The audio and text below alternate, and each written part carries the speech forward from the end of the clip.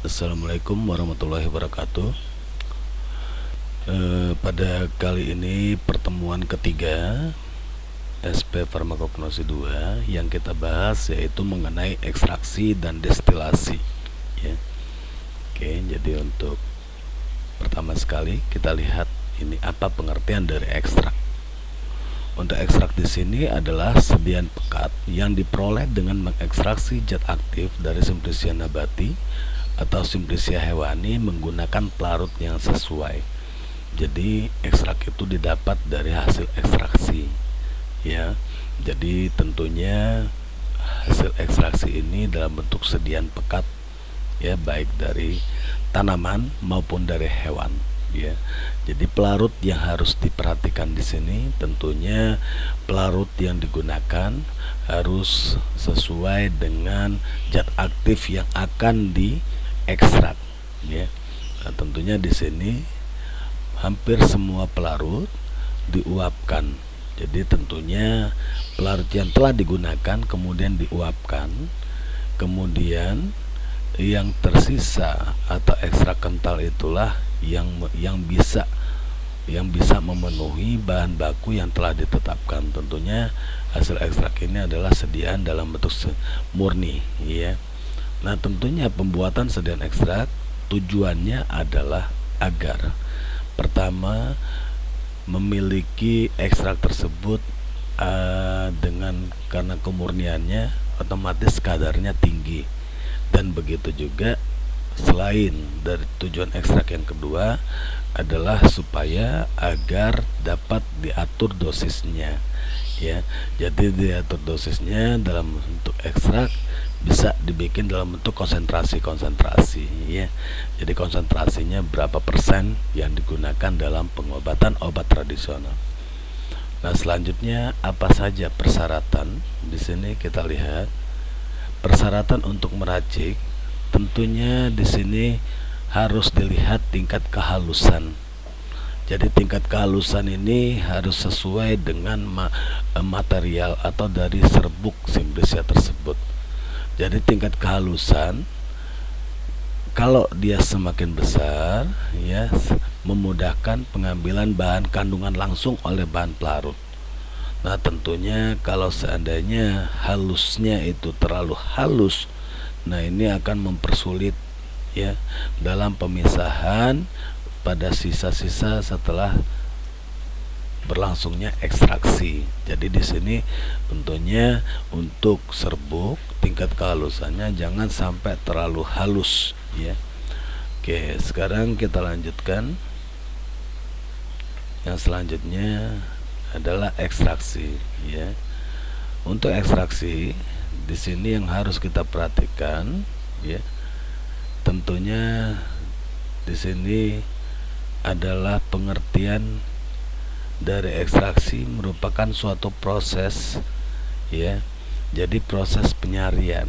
Jadi proses penyarian ini tujuannya untuk menarik komponen kimia atau menarik zat aktif atau menarik metabolit sekunder yang terdapat di dalam Simplicia.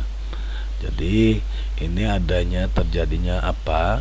Adanya perpindahan massa komponen zat padat ke dalam pelarut, di mana perpindahan terjadi pada lapisan antarmuka kemudian terdifusi masuk ke dalam pelarut. Jadi tentunya di sini ya, ekstraksi ini proses ya, proses untuk mendapatkan senyawa ekstrak. Nah, di sini kita lihat ya, kalau Anda atau kamu nanti misalnya melihat di dalam literatur ada yang disebut dengan ekstraktan atau menstruum, itu adalah pelarut ya. Jadi pelarut atau campuran pelarut yang digunakan dalam proses ekstraksi. Nah, untuk rafinat ini adalah sisa atau residu dari proses ekstraksi. Nah, sekarang kita lihat ada beberapa hal yang harus diperhatikan dalam kita melakukan proses ekstraksi. Pertama, kita harus mengetahui dulu berapa berat atau bobot atau berapa gram atau berapa miligram atau berapa kilogram yang kita gunakan dalam mengekstrak. ya. Jadi kita harus menimbang terlebih dahulu. Yang kedua, tingkat derajat kehalusan simplisia. Jadi semakin halus luas kontak permukaan, semakin besar, sehingga proses ekstraksi akan lebih optimal. Yang ketiga, jenis pelarut yang digunakan. Ya, jadi jenis pelarut di sini tentunya sangat hubungan dengan tingkat kepolaran dari pelarut tersebut. Nah, segini yang harus kita perhatikan, ya, bagaimana yang untuk senyawa yang memiliki kepolaran yang sama akan lebih mudah tertarik dengan pelarut yang memiliki tingkat kepolaran yang sama. Nah, ini yang harus diperhatikan, ya. Nah, untuk macam-macam pelarut, ada pelarut polar, pelarut semipolar, dan pelarut nonpolar.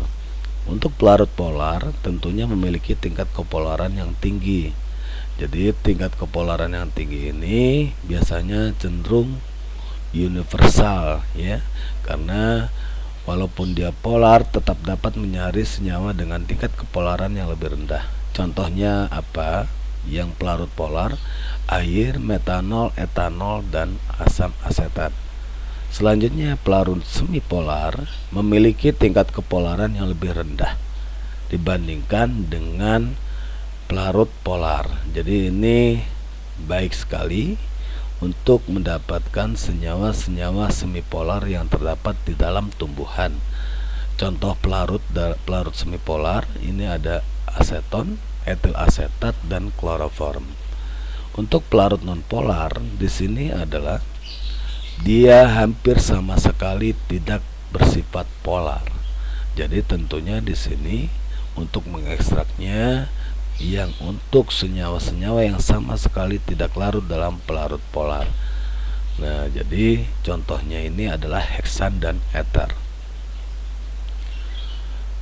Syarat-syarat pelarut yang ideal, ya, dalam melakukan proses ekstraksi. Yang pertama, tidak boleh toksik atau tidak boleh bersifat racun dan harus ramah lingkungan. Yang kedua, mampu mengekstrak semua senyawa di dalam simplisia. Yang ketiga, mudah untuk dihilangkan dari ekstrak, ya. Yang keempat, tidak bereaksi, ya, dengan senyawa-senyawa dalam simplisia yang diekstrak. Yang kelima, murah dan ekonomis. Dan yang keenam, lama waktu ekstraksi.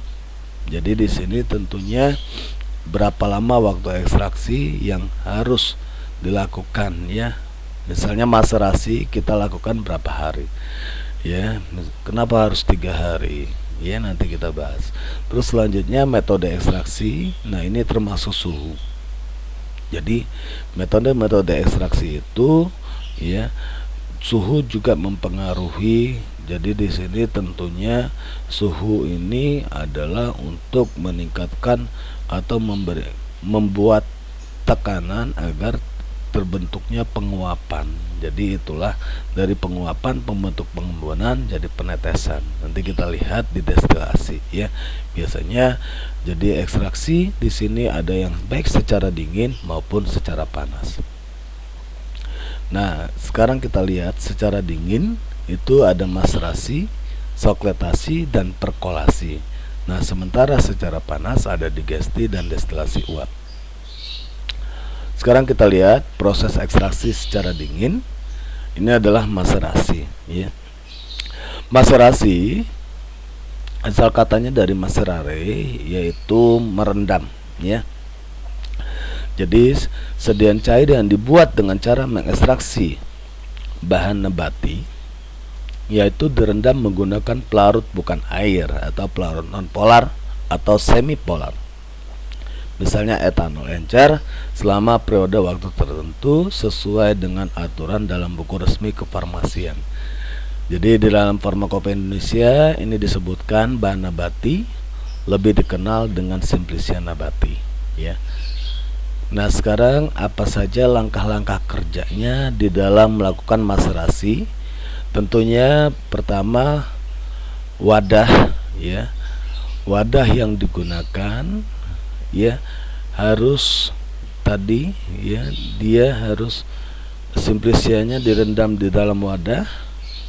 tentunya di sini dilakukan dengan beberapa hari sambil sesekali diaduk kemudian disaring ya. Jadi seperti yang kemarin setelah kita praktekkan ya.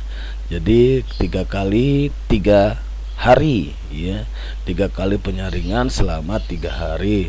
Jadi per 1 hari atau per 24 jam. Nah ini dilakukan pemisahan ya atau penyaringan ya. Kemudian hari keduanya dilakukan penyaringan dan jangan lupa harus diaduk ya. Nah di sini kita lihat ya, selama ini dikenal ada beberapa cara untuk mengekstraksi zat aktif dari suatu tanaman maupun hewan menggunakan pelarut yang cocok. Nah tentunya di sini ya, pelarut-pelarut tersebut ada yang bersifat pelarut polar, ini yang suka air, dan ada juga yang pelarut non polar ya. Biasanya ini dia tidak tercampur dengan air atau disebut dengan pelarut-pelarut organik. Nah sekarang kita lihat ya, biasanya kalau maserasi menggunakan adalah pelarut non polar. Nah ini prosesnya ya. Jadi selama 3 kali ya di sini. Jadi pertama direndam, setelah direndam baru disaring ya. Kemudian ampasnya direndam kembali ya dengan pelarut, kemudian hari keduanya disaring kembali ya. Jadi nah ini adalah proses dari maserasi ya. Jadi kenapa harus 3 kali 3 hari ya, karena dikhawatirkan masih ada zat aktif yang tertinggal di dalam simplicia tersebut ya. Oke, nah sekarang kita lihat teorinya di dalam maserasi, dimana di sini pelarut akan menembus dinding sel ya, masuk ke dalam sel yang penuh dengan zat aktif. Karena ada pertemuan antara zat aktif, terjadi proses pelarutan. Jadi tentunya di sini ya pelarutnya inilah yang mengikat zat aktif tersebut ya. Dengan cara apa dia masuk ke dalam sel? Jadi dia masuk ke dalam sel ya. Kemudian ada juga pelarut itu yang berada di luar sel. Jadi tentunya proses yang terjadi atau gaya yang terjadi ini adalah gaya difusi, di mana gaya difusi ini mendesak zat aktif keluar mencapai keseimbangan konsentrasi ya yang di luar sel. Jadi proses keseimbangan ini akan berhenti setelah terjadi keseimbangan konsentrasi. Nah tentunya dari kejenuhan di sini ya, hanya untuk proses maserasi ini hanya mendapatkan 50% ya dari hasil ekstraksinya ya. Kalau dinyatakan selesai dilihat dari tingkat kejenuhan, jadi hanya 50% yang didapat ya konsentrasinya. Nah jadi kita lihat keuntungan dan kekurangan atau kelemahan dari metode maserasi. Pertama keuntungannya, oke, alat yang dipakai sederhana, biaya operasionalnya rendah, dan proses relatif hemat pelarut. Terus dengan tanpa pemanasan. Kelemahannya di sini proses penyariannya hanya yang terekstrak itu 50% yang kayak tadi ya. Terus selanjutnya prosesnya membutuhkan beberapa hari ya. Jadi ini keuntungan dan kelemahan ya dari maserasi. Nah ini proses ekstraksi yang kita bahas ya. Barusan ada ekstrak, ada prosesnya pembuatan ekstrak yaitu ekstraksi ya. Terus yang ketiga adanya metode ekstraksi secara dingin dengan melakukan maserasi ya. Selanjutnya kita bahas mengenai ekstraksi secara panas yaitu destilasi. Nah, destilasi di sini tentunya merupakan pemisahan dua komponen atau lebih berdasarkan perbedaan titik didih senyawanya. atau dilakukan proses penguapan ya dengan mengkondensasikan ke dalam suatu wadah dengan bantuan kondensor. Jadi ada kondensornya ya atau pendinginnya.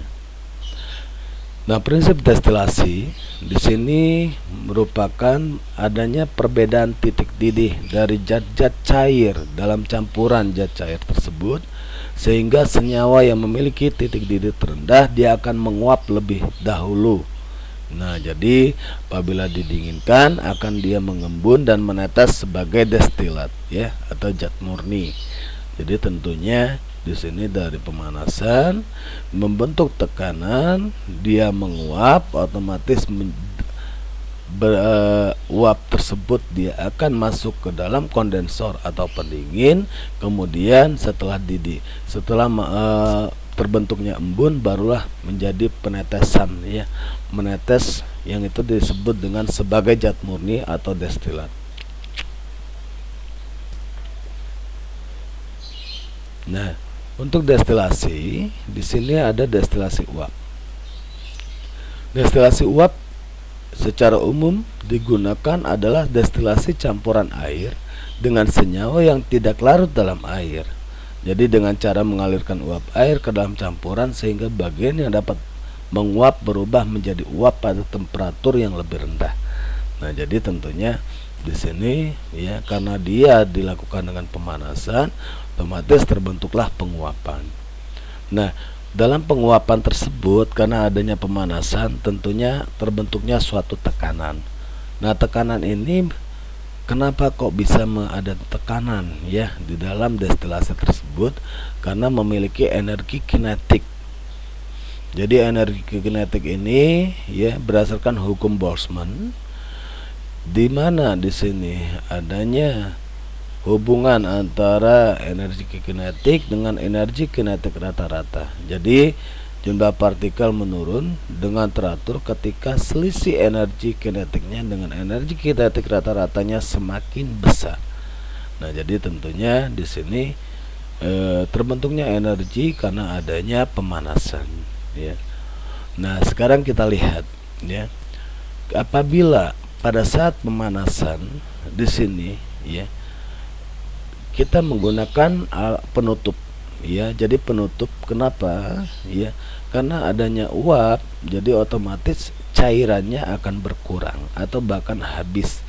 Bila ruangnya memiliki tutup dan cairan terisolasi, molekulnya kehilangan energi dengan tumbukan. Jadi ada di sini ya, kita lihat yang beberapa molekul ya menjadi demikian rendah sehingga molekul tertarik dengan gaya antar molekul ya. Tentunya dari setelah menguap di sini dia akan berkurang ya. Nah, langsung masuklah ke dalam kondensor. Nah, kondensor ini adalah pendingin. Kemudian cairan tersebut ya mencapai kesetimbangan dinamik. Nah, jadi setelah kenapa dari panas dia ke dingin ya, karena ada pendingin kondensor. Jadi kesetimbangan dinamik, jadi terbentuklah ada uap dan cair ya. Di dalam kondensor dia akan membentuk pengembunan ya. Jadi penetesan membentuk destilat atau senyawa murni. Nah, sekarang kita lihat tekanan uap cairan dalam ruang ditentukan oleh jenis cairan dan suhunya. Jadi tentunya di sini kita lihat ya, kalau suhunya lebih tinggi biasanya energi kinetiknya lebih rendah. Kalau suhunya lebih rendah, energi kinetiknya lebih besar ya. Jadi kita lihat ya nanti ya, ini hubungan antara energi kinetik dengan suhu. Nah, sekarang kita lihat. Nah, di sini ya, untuk energi kinetik ini dilihat dari pertama adalah dari titik didih ya. Titik didih air tentunya di sini memiliki tekanan 1 atm ya. Jadi tentunya untuk tekanan energi kinetik adanya tekanan ini ada untuk air 1 atm ya. Jadi untuk etanol. Di sini kita lihat 3 atm, dia tekanannya lebih besar. Benzen juga sama ya, heksan juga sama, dietil. Cuman yang air di sini kita lihat tekanannya hanya 1 atm. Nah, kita lihat prinsip selanjutnya, bagaimana terjadinya proses penguapan. Di sini ya, tekanan parsial air di udara lebih kecil daripada tekanan uap jenuh sebenarnya. Pada saat terjadi penguapan, di mana kondensasi atau pengembunan, selama tekanan parsial H2O atau air di udara berada di bawah tekanan uap jenuh, laju penguapan akan lebih besar daripada laju kondensasi. Jadi nah ini ya, proses penguapan tersebut karena adanya tekanan parsial air di udara ya. Nah, selanjutnya pendidihan. Pendidihan di sini tentunya hubungannya dengan temperatur, dinaikkan sampai titik tertentu di mana tekanan uap jenuh pada temperatur tersebut sama dengan tekanan luar. Makanya terjadilah pendidihan. Ya, jadi tekanannya untuk tekanan uap jenuh pada suhu tertentu ya sama dengan tekanan luar. Makanya terjadilah pendidihan. Sekarang kita lihat perbedaan penguapan dan pendidihan. Nah, untuk penguapan di sini ya, tekanan uap jenuh lebih kecil daripada tekanan udara luar, dan tekanan uap jenuh lebih besar daripada tekanan udara luar. Sementara proses mendidih dapat tercapai jika tekanan uap jenuh sama dengan tekanan luar. Nah, ini ya terjadinya proses penguapan. Jadi adanya hubungan antara tekanan udara yang ada di dalam ya dengan hubungan dengan tekanan udara yang di luar. Makanya terbentuklah penguapan. Nah, untuk penguapan di sini tentunya adanya proses surface fenomena. Jadi di sini di permukaan zat cair ya, tentunya pendidihan terjadi pada hanya bagian volume zat cair ya, atau disebut dengan volume fenomena. Jadi penguapan itu hanya di permukaan saja, sementara kalau untuk pendidihan hubungannya dengan volume zat cair. Nah, pada saat pendidihan ya, untuk titik didih dia memiliki titik didih tertentu pada penguapan. Nah, suhu itu di bawah titik didih ya. Jadi nggak boleh nanti ya pada saat melakukan destilasi titik didihnya itu misalnya untuk etanol 60 derajat Celcius, kita harus dilakukan di bawah titik didih ya, penguapan. Nah, sekarang kita lihat jenis-jenis destilasi. Ada destilasi sederhana, destilasi fraksionasi, dan destilasi azeotrop, destilasi kering maupun destilasi vakum. Nah, untuk di laboratorium itu ada 2 ya, ada destilasi sederhana dan destilasi vakum ya. Destilasi sederhana ini prinsipnya sama dengan menggunakan Bunsen dan termometer di sini ya. Jadi masih penggunaannya masih secara ini kita masih merangkai atau merakit dari labu destilat, adanya termometer di labu destilat, kemudian adanya kondensor ya, terus kita menggunakan statif ya. Nah, kita merangkai dulu ya, terus adanya di kondensor itu harus adanya air keluar masuk. Tentunya air keluar masuknya ini ya harus yang merupakan suhunya harus dengan penambahan kondensornya ini pendinginannya dengan harus menggunakan batu es ya. Nah, itu destilasi. Begitu juga destilasi vakum sama ya, kondensornya tetap menggunakan batu es. Jadi supaya dari tadi prinsipnya dari penguapan ya, terbentuknya suatu tekanan masuk ke dalam kondensor, terbentuknya pengembunan, kemudian barulah menetes menjadi destilat. Nah, untuk destilasi sederhana ya, nanti kita lihat ya bentuk destilasi sederhana itu bagaimana. Terus destilasi fraksionasi adalah destilasi bertingkat ya. Jadi di mana alat-alat kondensor ya mampu memisahkan dua komponen yang memiliki titik didih yang berdekatan. Jadi dilakukan destilasi sederhana dan destilasi bertingkat. Untuk azeotrop, di sini campuran azeotrop dua atau lebih komponen yang sulit dipisahkan. Biasanya dalam prosesnya digunakan senyawa lain yang dapat memecah ikatan azeotrop dengan menggunakan tekanan yang tinggi. Ya, jadi azeotrop ini harus memiliki tekanan yang tinggi. Destilasi kering ini memanaskan material padat, mendapatkan fase uap dan cairnya. Biasanya digunakan untuk mengambil cairan bahan bakar dari kayu atau batu bata biasanya ya. Nah ini ya, kalau destilasi vakum ini adalah alat yang rotary evaporator ya.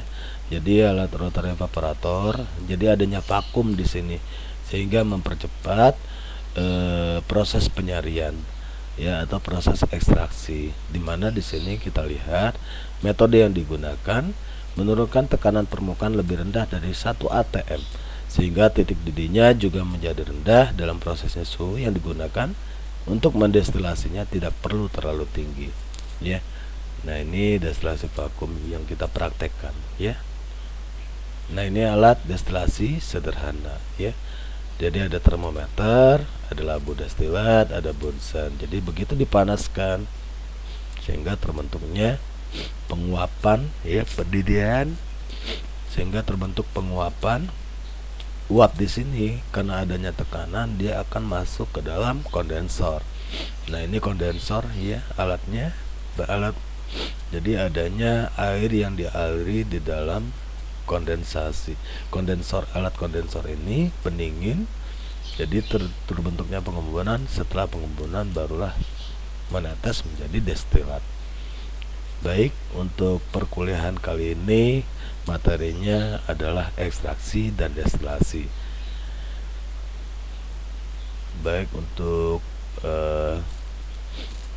absensi tolong di absen ya, tolong di absen di YouTube. Oke, saya akhiri. Terima kasih. Assalamualaikum warahmatullahi wabarakatuh.